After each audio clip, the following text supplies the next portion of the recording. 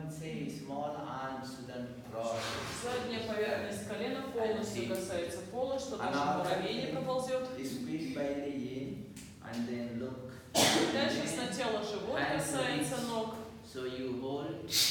Можно держать большие пальцы стоп, стопы с внешней стороны. So each position is challenging. Challenging because it's going forward, but at the same time to open shoulder we need to bring behind. Когда вы наклоняетесь вперед, важно плечи широко раскрывать и уводить назад. But the feet we pull behind. Стопы тяните на себя. So it goes like this. Look, body going, but here. Тело вперед, стопы назад. Растягивайте себя полностью. After, then look. So we do not, if you bend like this, is incorrect. Не округляясь. So we go from the hips, everything, like I say. Наклон от бедра.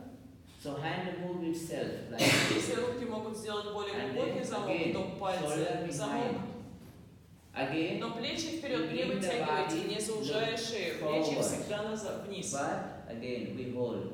So then chin. So it always go challenging. Body forward, but всегда помните, что когда вы тело вытягиваете вперед, то стопы тянете на себя и плечи тянете тоже вниз, не заужая их вперед. Можете приподнять таз на дополнительный коврик.